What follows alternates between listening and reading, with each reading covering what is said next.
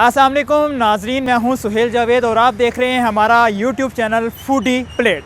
नाजरीन, आज मैं मौजूद हूं वापडा टाउन में रैप सिटी पर। रैप सिटी की ख़ास आइटम्स, ख़ास प्रोडक्ट क्या हैं ये हम आपको बताएंगे, लेकिन उससे पहले जो लोग हमारे चैनल पर नए आए हैं और अभी तक हमारे चैनल को सब्सक्राइब नहीं किया, वो फ़ौरन से पहले हमारे चैनल को सब्सक्राइब करें और ये बेल आइकॉन को भी क्लिक करें ताकि हमारी लेटेस्ट वीडियो आप तक पहुंच सके। तो आइए चलते हैं रैप सिटी में और जानते हैं कि इनकी ख़ास आइटम क्या क्या हैं।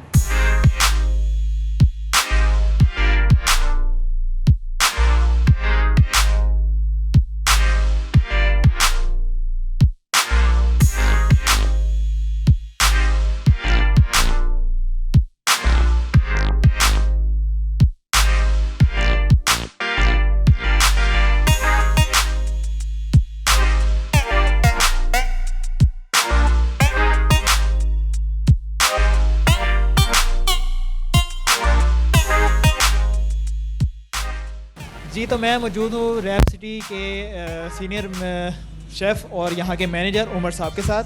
जी उमर साहब, आप बताएं, आप हमें ये क्या बनाने जा रहे हैं? ये सबसे पहले हम मजनून रैप बनाने जा रहे हैं, जिसमें हम लोग ग्रिल्ड चिकन यूज़ करते हैं। तो उसके लिए सबसे पहले हम टोर्टिला ब्रेड यूज़ करेंगे। उसके बाद उसमें मिंट सॉस डलती है। सबसे पहले मिंट सॉस आ गई, इसके ऊपर एलोपिनो डालेंगे हम जी, और उसके ऊपर ऑलिव्स, आइसबर्ग की कोटिंग होगी। थर्ड वन, इस पे हम लोग फ्राइज़ डालेंगे। ठीक है, बेसिकली ये अरेबिक और देसी टच है हमारा। ठीक है, और सबसे फेमस जो रैप है वो ये मजनून रैप है।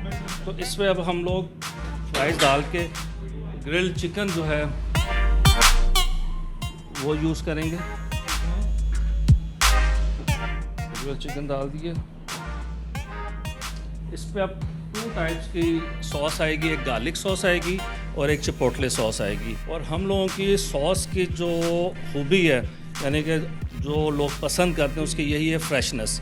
क्यों फ्रेशनेस है कि जो हम गार्लिक सॉस बना रहे हैं वो पाउडर फॉर्म में लोग बनाते हैं। हम लोग इधर इसका पेस्ट बनाते हैं डेली और उसको मिक्स करके गार्लिक सॉस बना रहे हैं। इसी तरह जो मिंट सॉस है उसमें मिंट लीव्स यूज़ होते हैं। ठीक है, इसमें अब सबसे पहले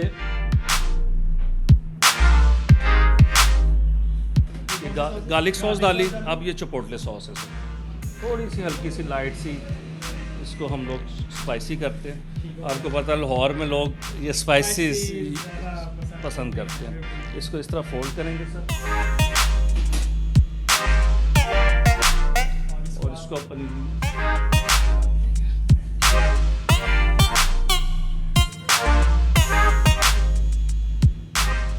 तो ये इस पे कितनी देर रखेंगे आप? इस पे 2 से 3 मिनट रखेंगे। जी, तो नाज़रीन 2 से 3 मिनट अभी हम वेट करते हैं और उसके बाद देखते हैं इसकी फाइनल जो शक्ल है, जो सूरत है, वो कैसी नज़र आती है। तो अब इसके बाद आप हमें कौन सी डिश बताएंगे? हम लोगों का एक और फेमस फ्राइज़ हैं। वैसे तो 3 टाइप्स के फ्राइज़ हैं, मजनून फ्राइज़, अल्तबाई फ्राइज़ और बिल्डर फ्राइज़। बिल्डर फ्राइज़ बहुत लोग लाइक करते हैं, उसमें चिकन सॉसेजेस आते हैं, तो वो मैं आपको बना के दिखाऊंगा कि कैसे बनते हैं। ठीक है, अभी हम देखते हैं बिल्डर फ्राइज़। और बिल्डर फ्राइज़ कैसे बनते हैं ये अभी हमें जो है फ्राइज़ तो ऑलरेडी रेडी हैं। मुझे 2 सॉसेज को ज़रा प्रिपेयर करना पड़ेगा, फिर इंशाल्लाह उसके बाद मैं आपको बिल्डर फ्राइज़ बनाऊंगा। जी, अभी हम देखते हैं थोड़ी देर तक।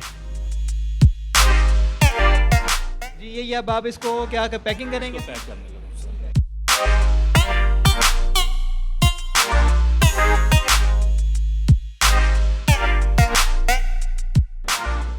जी, तो नाज़रीन ये देखा अपना मजनून रैप जो है वो तैयार हो गया है। हमारी टोर्टिला ब्रेड होती है, तो इसका टोटल वेट है ना वो जी 400 ग्राम है। 400 ग्राम वेट होता है अल्हम्दुलिल्लाह, ये फुल फिल कर देता है खाने वाले को। लेकिन जो ज़्यादा पट लोग हैं उनको तो नहीं करता होगा। नहीं, मैक्सिमम लोग हमें ये आके कहते हैं कि यार आप इतना हैवी क्यों लगाते हैं, चिकन कम करें। हालांकि हमारे इधर जो फूड लवर्स हैं वो चिकन ज़्यादा लाइक करते हैं, लेकिन हम लोगों को कहते हैं यार थोड़ा सा लाइट करो।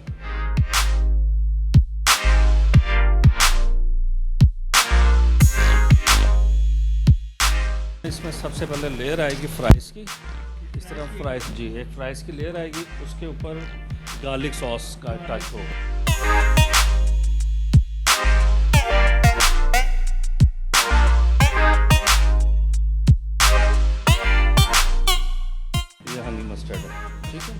अब इसके ऊपर दोबारा इसकी लेयर आ जाएगी सॉसेजेस की। और इस बिल्डर फ्राइज़ के बारे में मैं आपको बता दूँ, ज़्यादातर जो हमारे फॉरेनर कस्टमर हैं ना वो खाते हैं, जिसमें फ़लस्तीनी जो ज़्यादातर दुबई से आते हैं, सऊदीया से आते हैं, वो लोग ये पसंद करते हैं। और ये बड़ा ऑड आइटम है उनके लिए कि यार ये पाकिस्तान में और इतनी बैलेंस चीज़ कहीं नहीं मिलती।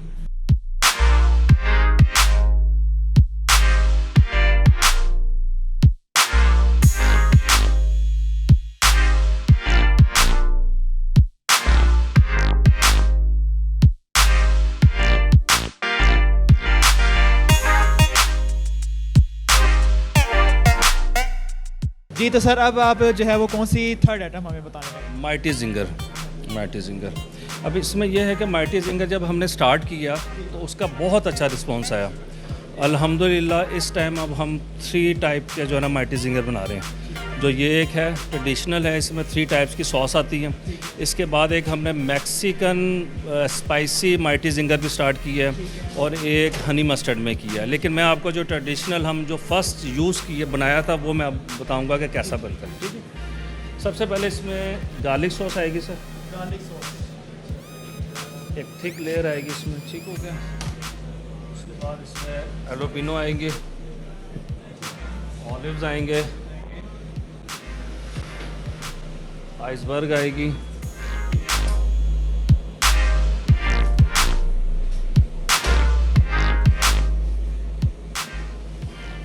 आइसबर्ग के बाद एक पैटी जिंगर आएगी। इस पे हम लोग अपनी बारबेक्यू सॉस है जो स्पेशल हम लोग बनाते हैं वो यूज़ करते हैं। इसके ऊपर सर चीज़ आएगी, चीज़ स्लाइस जी।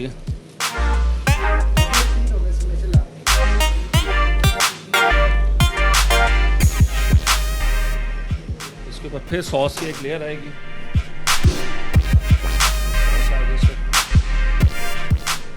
एक जिंगर पैटी एक और आ गई और फिर चिपोटले सॉस।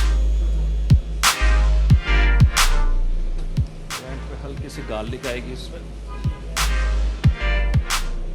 ये डिज़ाइन ही इस तरह किया है कि इसमें ब्लेंड हो 3 जो सॉस है उसका, चिकन का, आइसबर्ग का। जब पहली बाइट हो तो एक कस्टमर कहे कि यार हम पता नहीं जन्नत में घूम रहे हैं। बिल्कुल है, बिल्कुल वो करवा सकता है, उन्हीं के लिए हमने किया। बास टाइम कस्टमर कहते हैं यार सिर्फ गार्लिक में कर दो, जहाँ मैंने 3 सॉस की लेयर की है वहाँ मैं सिर्फ गार्लिक कर दूँगा। और कोई कहते हैं यार स्पाइसी चाहिए तो उनके लिए हमने Mexican spicy ginger burger introduce कराया है कि उसमें टोटली स्पाइसी सॉस होगी और वो चिपोटली होगी। ठीक जी, तो देखा आपने ये माइटी जिंगर बर्गर जो है ये भी तैयार हो गया है।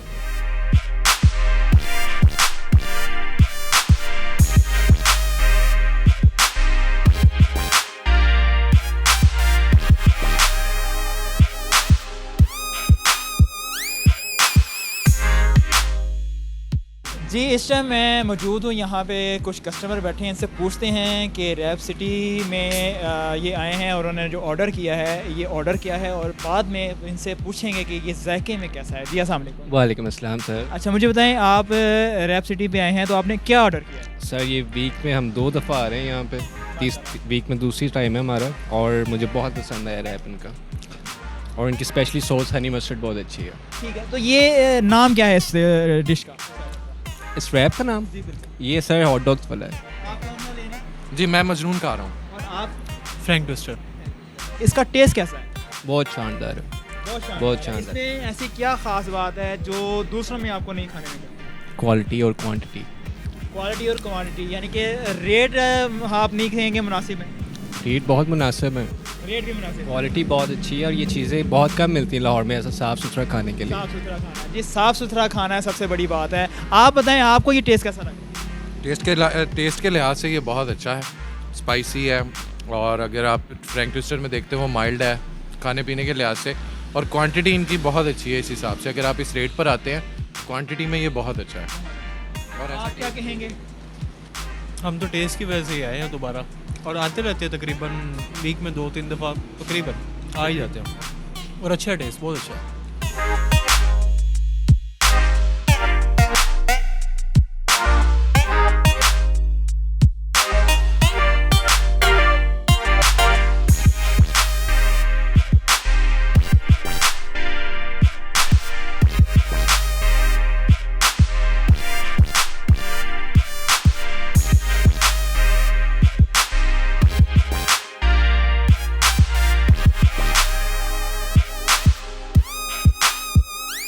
जी तो नाज़रीन, मेरे साथ रैप सिटी के फाउंडर याकूब खालिद साहब मौजूद हैं। इनसे पूछते हैं कि इन्होंने ये काम कैसे स्टार्ट किया।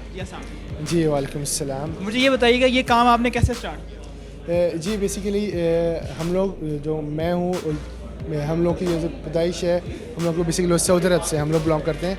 हम लोग की पैदाइश उधर, हम लोग बॉर्न और रेज उधर के हैं। तकरीबन हम लोगों के 15-16 साल उधर गुजारे हैं।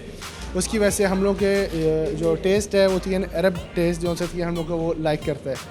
तो उसकी वजह से हम लोग के दिमाग में मतलब कि इस तरह के आइडियाज़ वगैरह आते रहे। और उसके बाद मैंने सबसे पहले एक छोटा सा सेटअप हम लोगों ने लगाया था। इससे पहले एक छोटा सा मतलब कि कंटेनर टाइप था, एक सोसाइटी में था सिर्फ। तो वहाँ से हम लोगों ने शुरू किया। वहाँ पे ओवरहेड्स वगैरह कुछ भी नहीं थे।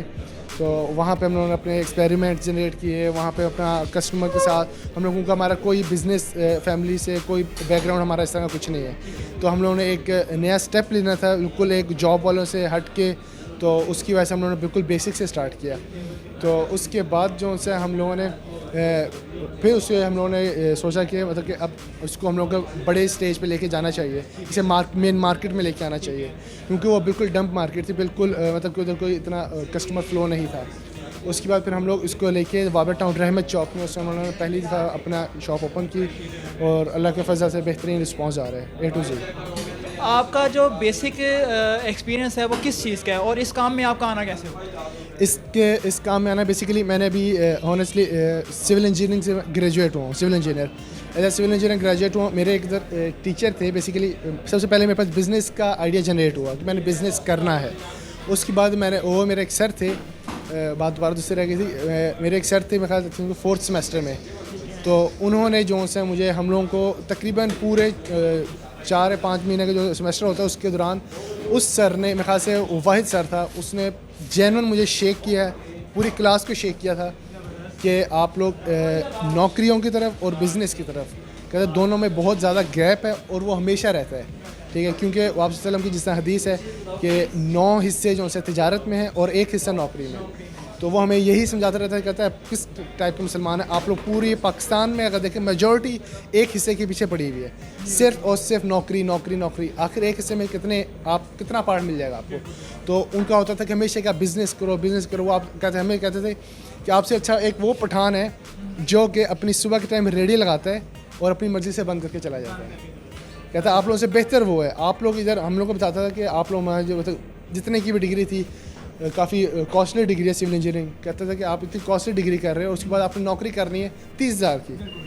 वो हमें कहता था आप यहाँ से क्विट करो, आपने जो इधर 32-30 लाख 40 लाख जितने भी डिग्री लगाने हैं आप वो बिज़नेस में लगाओ। हमें वो इस तरह मतलब कि इतना भी करता था। कुछ लोगों के लिए वो नेगेटिव था, कुछ लोगों के लिए वो पॉजिटिव था। कि मतलब कि एक टीचर है जो कि हम लोगों को कह रहा है कि क्विट कर दो, हालांकि वो हमें मोटिवेट कर रहा था, डिफरेंट एंगल से मोटिवेट कर रहा था हमें कि आप लोग मोटिवेट हों, आप लोग अपना बिज़नेस स्टार्ट करें। तो उस टीचर का अल्लाह ताला उन्हें जज़ाए खैर दें, अल्लाह का शुक्र है उनके साथ काफ़ी अभी तक लिंक में हैं हम, तो और रहेंगे भी इंशाल्लाह। तो उसके बाद जो सा वो मेरा था कि मैंने बिज़नेस स्टार्ट करना है। फिर उसके बाद मैंने अपना इंटरेस्ट डेवलप किया कि मैंने किस चीज़ में, हालांकि मेरे को सिविल इंजीनियरिंग से काफ़ी ज़्यादा शौक़ है, उसका बिज़नेस भी इंशाल्लाह वो जल्द स्टार्ट होगा। तो उस टाइम जो सा मेरे पास क्योंकि ना डिग्री थी, मैं बात कर रहा हूँ आपसे 4th सेमेस्टर में।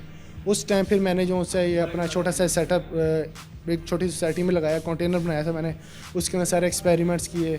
उसके अंदर से फिर अल्लाह ताला ने उधर कामयाबी दी। उसके बाद फिर इधर हम लोगों ने बड़े स्टेज पे लेके आए उसे। आप बता रहे हैं कि आपने एक छोटे से सेटअप से इस काम को स्टार्ट किया और उसके बाद आप यहाँ पे आए, तो यानी कि आपने इस काम को सीखा नहीं है, आपने खुद से एक्सपेरिमेंट किए, तजर्बे किए और आपने कामयाब जो है वो रैप सिटी का आगाज़ किया। अल्लाह का शुक्र है अल्हम्दुलिल्लाह। ऐसे लोग मिले, ऐसे मतलब कि मेरे पास वर्किंग स्टाफ आया जिनके थ्रू मैं उनसे सीख सका।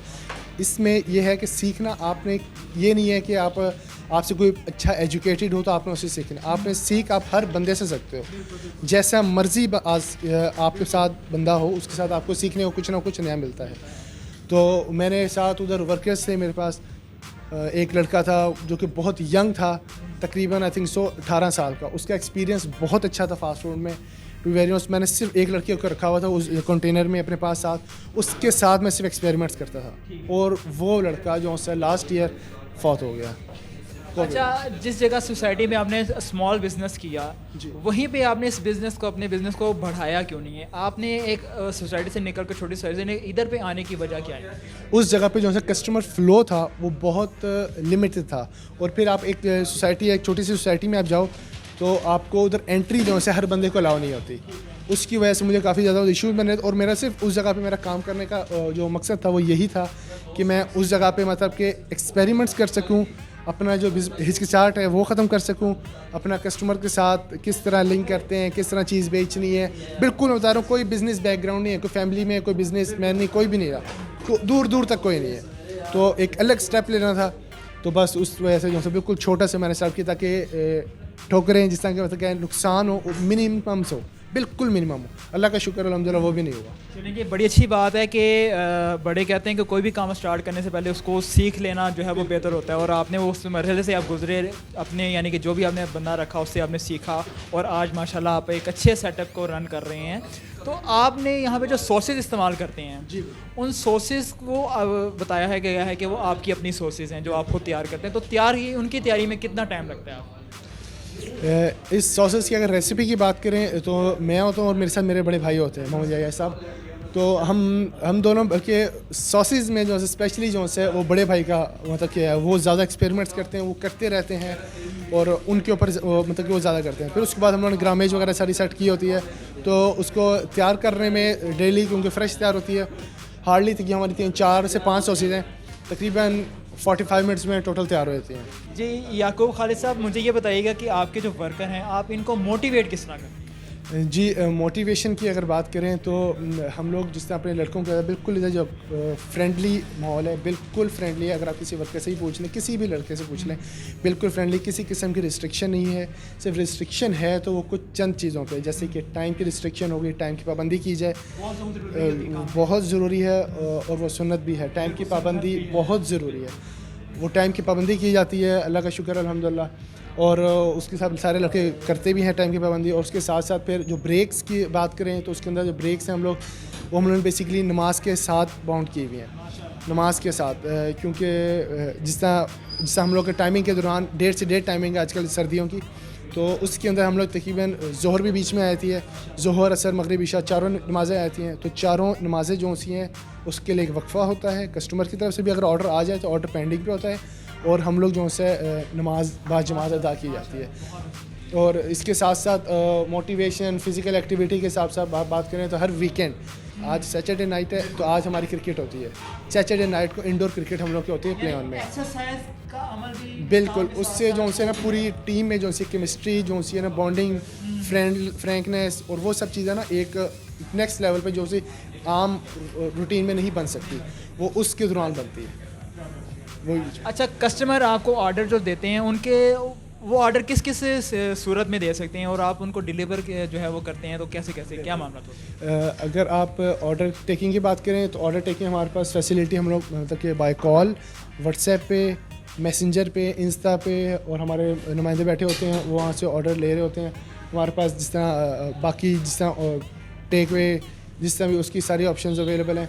बाकी जो से हमारे पास अभी ऊबर, क्रीम, इसके राइडर्स भी आते हैं, हमारे पास अपने पर्सनल राइडर्स भी हैं जो कि सारा डिलीवर करें, हर किस्म की मतलब कि डिलीवरी हम लोग कर रहे हैं। जी, बहुत शुक्रिया याकूब खालिद साहब आपका, आपके साथ बात करके बहुत अच्छा लगा, और अल्लाह ताला आपके कारोबार में बरकत डाले। जिस जो रूटीन आपने यहाँ पे अपनाई हुई है, अल्लाह उसके ज़रिए आपके कारोबार में बरकत डाले। बहुत शुक्रिया आपका, थैंक यू वेरी मच।